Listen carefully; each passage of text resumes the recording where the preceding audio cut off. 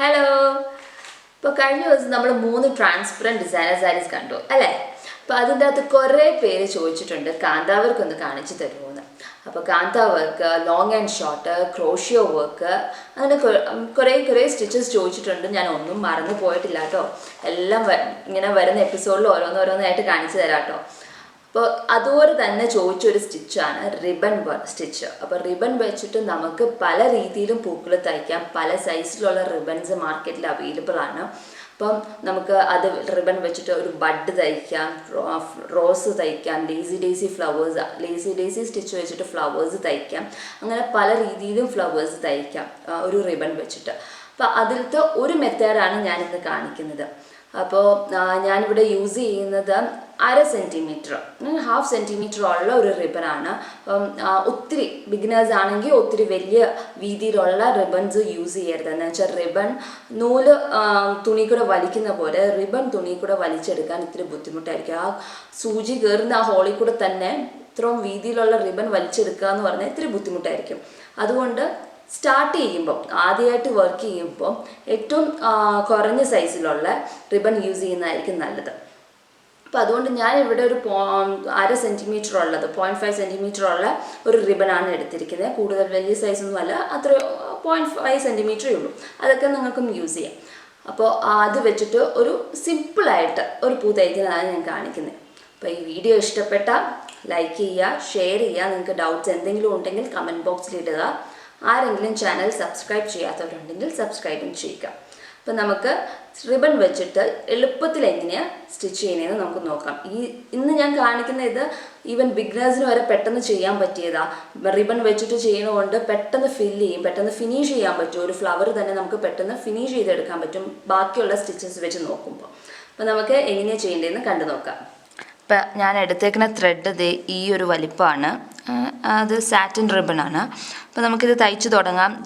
ഇവിടെ നിന്ന് ഞാൻ ഇങ്ങനെയാണ് തയ്ച്ചു തുടങ്ങുന്നത്. അപ്പം നമുക്ക് ആദ്യം തന്നെ ഇവിടെ നമുക്ക് എടുക്കാം. ഇതിപ്പോൾ ക്രോഷ്യോ വർക്ക് ചെയ്യുന്ന അതിൻ്റെ ഒരു നീഡിലാണ്. ഇതിപ്പോൾ ഞാൻ പറഞ്ഞില്ലേ, തുണി കൂടെ കയറ്റാൻ വലിയ പാടാണ്. അപ്പം നൂല് പോലെ അത്ര എളുപ്പത്തിൽ നമുക്ക് എടുക്കാൻ പറ്റില്ല.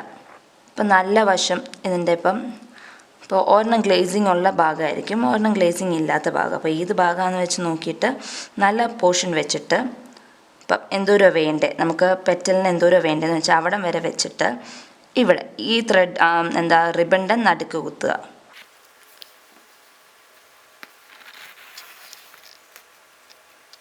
ഇത്രയും വലിച്ചാൽ മതി, ഇനി വലിക്കണ്ട. ഒത്തിരി വലിച്ചാൽ അത് കുഞ്ഞിതായി പോകും. അപ്പോൾ അതങ്ങനെ ഒത്തിരി വലിക്കണ്ട. നമുക്ക് ഈ ഒരു പാറ്റലിന് ഈ ഒരു മുഴുപ്പ് വേണം. ഇനിയിപ്പോൾ ഈ ഒരു പൂ തയ്ച്ച് കഴിഞ്ഞിട്ട് നടുക്ക് നമുക്ക് വേണമെങ്കിൽ സ്റ്റോൺ വെക്കുകയോ അതല്ല ബീഡ്സ് വെക്കുകയോ അല്ലെങ്കിൽ സാധാ ആങ്കറിൻ്റെ ത്രെഡ് വെച്ചിട്ട് ഫ്രഞ്ച് നോട്ടോ എന്ത് വേണമെങ്കിലും തയ്ക്കാം. ഇപ്പോൾ കട്ടി കൂടിയ തുണിയിൽ തയ്ക്കാനായിട്ട് കുറച്ച് ബുദ്ധിമുട്ടായിരിക്കും. കുറച്ചും കൂടെ ഗ്യാപ്പുള്ള, ഇപ്പോൾ കോട്ടയിലൊക്കെ തയ്ക്കാൻ കുറച്ചും കൂടെ എളുപ്പമായിരിക്കും. എന്ന് വെച്ചാൽ അതിൻ്റെ അകത്ത് ഓൾറെഡി നല്ല ഗ്യാപ്പ് ഉണ്ടല്ലോ. അപ്പോൾ ഇതിൻ്റെ നല്ല വശം ഏതാണെന്ന് വെച്ചാൽ അതെടുത്ത് നോക്കിയിട്ട് ആ വശം വെച്ചിട്ട് വേണം താത്താൻ.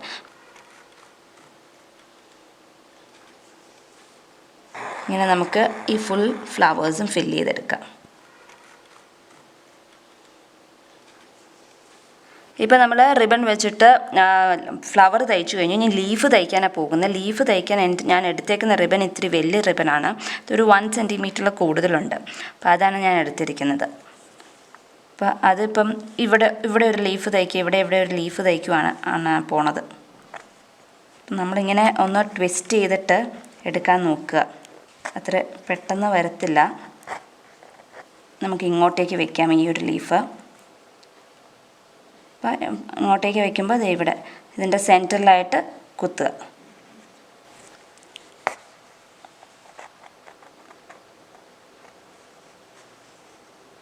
ഇപ്പോൾ കൂടുതൽ വലിച്ചിട്ടുണ്ടെങ്കിൽ കുറച്ചും കൂടെ കുഞ്ഞിതായി പോകും. അത് വലിക്കണമെങ്കിൽ വലിക്കാം, അല്ല ഇപ്പോൾ കുഞ്ഞിതായില്ലേ, അങ്ങനെ കുഞ്ഞിതാക്കി വെക്കാം നമുക്ക്. അപ്പോൾ ഇവിടെയും കൂടെ ഒരു ലീഫ് നമുക്ക് അതിനെ ചേർന്ന് തന്നെ ഒരു ലീഫും കൂടെ നമുക്ക് തയ്ക്കാം. ഇത് സൈസ് കൂടുന്തോറും ഇതിൻ്റെ ഇറങ്ങി പോരാനുള്ള ബുദ്ധിമുട്ടും ഇത്തിരി കൂടിക്കൊണ്ടിരിക്കും. അതുകൊണ്ട് എപ്പോഴും അതാ ഞാൻ പറഞ്ഞ എപ്പോഴും തയ്ക്കുമ്പം കുഞ്ഞ് സൈസിൻ്റെ റിബൺ എടുത്താൽ മതിയെന്ന്. അപ്പോൾ നമ്മൾ 2 ലീഫ് അപ്പുറം ഇപ്പുറയും തയ്ച്ചു. ഇനി നമുക്ക് ഈ ഫ്ലവറിൻ്റെ സെൻറ്ററിൽ നമുക്ക് ഫ്രഞ്ച് നോട്ട് വെച്ചിട്ടാണ് ഞാനിവിടെ ഫില്ല് ചെയ്യാൻ പോകുന്നത്. ഫ്രഞ്ച് നോട്ട് തന്നെ വേണമെന്നൊന്നുമില്ല, എന്ത് ബീഡ് വെക്കണമെങ്കിൽ ബീഡ് വെക്കാം, എന്ത് വേണമെങ്കിലും ചെയ്യാം. അപ്പോൾ ഞാനിവിടെ കോൺട്രാസ്റ്റ് കളേഴ്സായിട്ട് യെല്ലോയാണ് എടുത്തിരിക്കുന്നത്. ആങ്കറിൻ്റെ ത്രെഡ് തന്നെയാണ് യൂസ് ചെയ്തേക്കുന്നത്. ഇതിപ്പോൾ റിബൺ ഇത്രയും തടിച്ച് ഇങ്ങനെ എംപോസ് ചെയ്ത് നിൽക്കുന്ന കാരണം ഫ്രഞ്ച് നോട്ട് ഞാനൊരു 3 വട്ടം നീഡിലിൽ ചുറ്റുന്നുണ്ട്, റാപ്പ് ചെയ്യുന്നുണ്ട്. അതിപ്പം ഓരോ ആൾക്കാരുടെ എന്തോരം ഫ്രഞ്ച് നോട്ട് എടുത്ത് നിൽക്കണം എന്ന് ഉള്ള ഇതുപോലെ ചെയ്താൽ മതി. ഒരു വട്ടം ചുറ്റിയാൽ മതിയെങ്കിൽ ഒരു വട്ടം ചുറ്റിയാൽ മതി. ഞാനിപ്പോൾ ഇവിടെ 3 ടൈംസ് ചുറ്റുന്നുണ്ട്. ഇപ്പോൾ നമ്മളിതേ റിബൺ വെച്ചിട്ട് ഒരു കുഞ്ഞു പൂവ് നമ്മൾ തയ്ച്ചു കഴിഞ്ഞു. ഇപ്പോൾ നമുക്ക് എൻ്റെ സ്റ്റെമ്മ് തയ്ക്കാം. സ്റ്റെമ്മ് ഞാൻ തയ്ക്കുന്നത് ബാക്ക്വേർഡ് സ്റ്റിച്ചാണ്, ബാക്ക് സ്റ്റിച്ചാണ് യൂസ് ചെയ്യുന്നത്. അപ്പോൾ ഇതിന് 6 strands ആണ് യൂസ് ചെയ്തേക്കുന്നത്. ആങ്കറിൻ്റെ ത്രെഡ് തന്നെ 6 strands ആണ് യൂസ് ചെയ്തേക്കുന്നത്. ഇതിപ്പോൾ റിബൺ ഇത്രയും എംപോസ് ചെയ്തിരിക്കുന്ന ഇതായതുകൊണ്ട് നമ്മൾ ആങ്കറിൻ്റെ ത്രെഡ് യൂസ് ചെയ്യുമ്പോൾ എപ്പോഴും 6 strands യൂസ് ചെയ്യുന്നതായിരിക്കും നല്ലത്.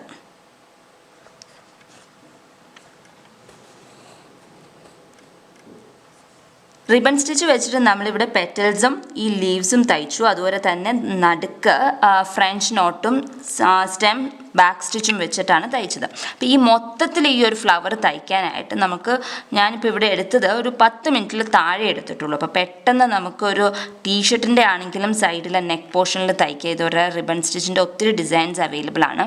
അപ്പോൾ ടീഷർട്ടിൽ, ചുരിദാറിൽ, സാരിയിലൊക്കെ പെട്ടെന്ന് നമുക്ക് തയ്ച്ച് തീർക്കണമെന്ന് ഉണ്ടെങ്കിൽ നമുക്ക് ഈ റിബൺ സ്റ്റിച്ചിന് ചൂസ് ചെയ്താൽ മതി, പെട്ടെന്ന് തയ്ച്ച് തീർക്കാൻ പറ്റും.